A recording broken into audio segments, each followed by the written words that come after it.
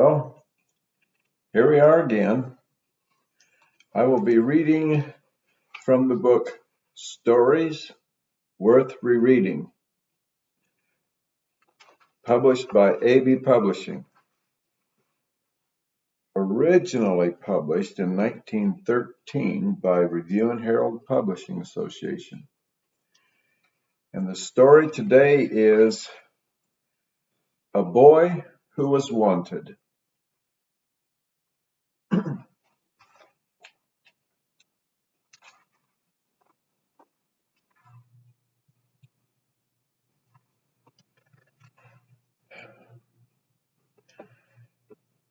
Well, I have found out one thing, said Jack, as hot, tired, and dusty he came to his mother. What is that? She asked. That there are a great many boys in the world. Didn't you know that before? Partly, but I didn't know there were so many more boys than are wanted. Why do you think there are more than are wanted? Because I have been round and round till I am worn out trying to find a place to work. Wherever I go, there are more boys than places. Doesn't that show that there are too many boys? Not exactly, said his mother, with a smile. It depends entirely on the kind of a boy. A good boy is always wanted somewhere. Well, if I am a good boy, I wish that I knew that I was wanted. Patience, patience, my boy. In such a great world as this is, with so many places and so many boys, it is no wonder some of them do not find their places at once. But be sure, dear, as she laid a very caressing hand on his arm, that every boy who wants a chance to do fair, honest work will find it. That's the kind of work I want to do, said Jack. I don't want anybody's money for nothing. Let me see, what have I to offer? All the schooling and all the wits I have been able to get up in 13 years, good stout hands, and a civil tongue. And a mind and heart set on doing faithful duty, suggested his mother. I hope so, said Jack. I remember father used to say, just as soon as you undertake to work for anyone, you must bear in mind that you have sold yourself for a given time. Your time, your strength, your energy are his, and your best efforts to seek his interest in every way are his due. The earnest tone in which the boy spoke seemed to give assurance that he would pay good heed to the words of the father whose counsel could no more reach him. For 2 or 3 days longer Jack had reason to hold his opinion that there were more boys than the world wanted, at the end of which time he met a businessman who, questioning him closely, said, There are a great many applications for the place, but a large number of the boys come and stay for a short time, and then leave if they think they can do a little better.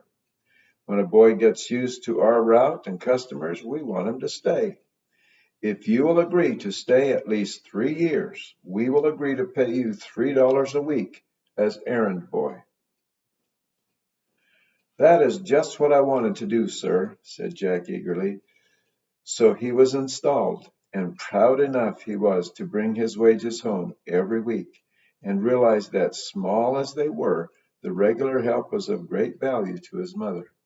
It is not to be wondered at that the faithful carrying out of his father's admonition after a while attracted the attention not only of his employers, but of others with whom he was brought in contact in the pursuit of his duties. One day he was asked into the office of Mr. Lang, a gentleman to whom he frequently carried parcels of value. Have you ever thought of changing your situation? Asked Mr. Lang. No, sir, said Jack. Perhaps you could do better, said the other. I want a boy who is quick and intelligent and who can be relied on.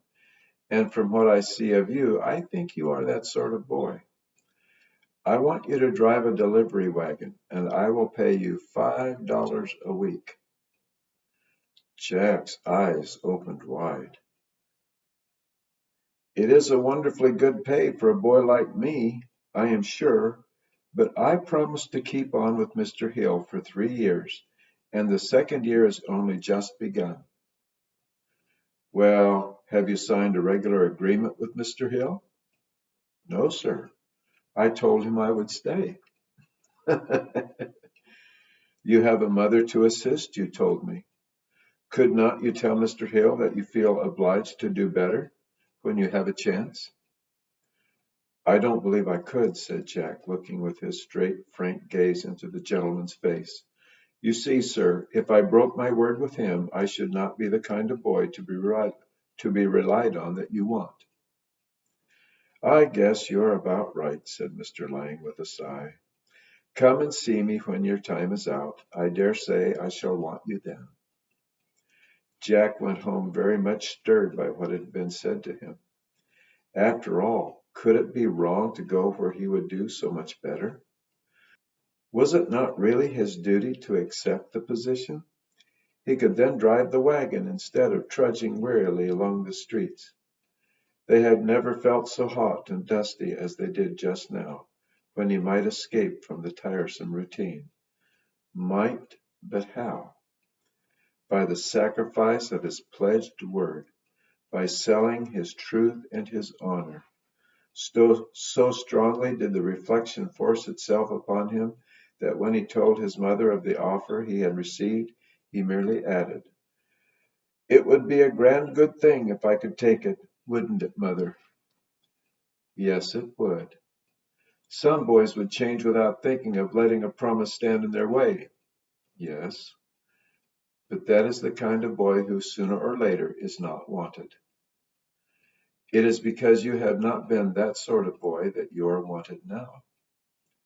Jack worked away, doing such good work as he became more and more accustomed to the situation, that his mother sometimes wondered that Mr. Hill, who seemed always kindly interested in him, never appeared to think of raising his pay. This, however, was not Mr. Hill's way of doing things, even though he showed an increasing disposition to trust Jack with important business. So the boy trudged through the 3 years, at the end of them having been trusted far more than is usually the case with errand boys. He had never forgotten the offer made by Mr. Lang, and one day, meeting that gentleman on the street, ventured to remind him that his present engagement was nearly out, adding, "You spoke to me about driving the wagon, sir." "Ah, so I did, but you are older now and worth more. Call around and see me." One evening, soon after, Jack lingered in Mr. Hill's office after the other errand boys had been paid and had gone away. "My 3 years are up tonight, sir," he said. "Yes, they are," said Mr. Hill, looking at him as if he had remembered it. "Will you give me a recommendation to someone else, sir?" "Well, I will, if you are sure that you want to leave me." "I did not know that you wanted me to stay. But," he hesitated and then went on, "my mother is a widow, and I feel as if I ought to do the best I can for her. And Mr. Lang told me to call on him." "Has Mr. Lang ever made you an offer?" Jack told him what Mr. Lang had said nearly 2 years before. "Why didn't you go then?" asked Mr. Hill. "Because I had promised to stay with you. But you wouldn't blame me for trying to better myself now?" "Not a bit of it. Are you tired of running errands?" "I'd rather ride than walk," said Jack with a smile. "I think it is about time you were doing better than either. Perhaps you think that you have been doing this faithful work for me through these years for next to nothing. But if so, you are mistaken. You have been doing better work than merely running errands. You have been serving an apprenticeship to trust and honesty. I know you now to be a straightforward, reliable boy, and it takes time to learn that. It is your capital, and you ought to begin to realize it. You may talk to Mr. Lang if you wish, but I will give you a place in the office with a salary of $600 for the first year." with the prospect of a raise after that. Jack did not go to see Mr. Lang, but straight to his mother with a shout and a bound. You're right, mother, he cried. No more hard work for you, mother. I'm wanted, you see, wanted enough to get good pay. All the hardest part is over.